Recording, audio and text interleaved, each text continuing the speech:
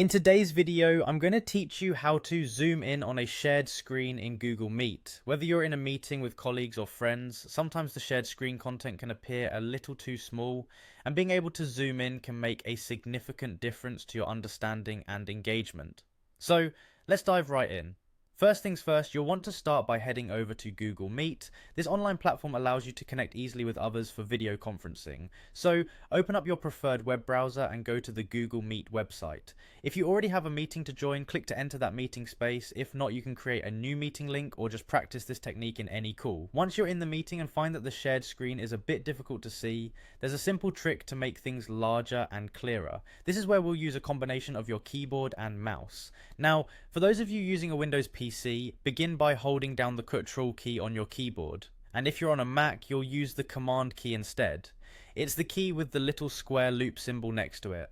With that key held down, now move your attention to your mouse. Use the mouse scroll wheel, which is typically located between the right and left buttons on the mouse. As you scroll up while holding the Control or Command key, you'll notice that the shared screen begins to zoom in, bringing the details into sharper focus. This simple combo allows you to adjust how much you zoom in or out, depending on how close you need to get to the details being shared. It's a flexible method, meaning you can control your level of zoom precisely as needed. And one added benefit is that this method doesn't interfere with the meeting itself. Other participants won't see the zoom changes you make. It only adjusts your individual screen, keeping you in full control of your viewing experience. Remember, when you want to return to the original view or zoom back out, simply hold the Control or Command key once again and scroll down with the mouse wheel. This will decrease the magnification, giving you a broader view of the screen. This functionality is not only useful for Google Meet, but can be applied to various other applications and web browsing activities where zooming is required.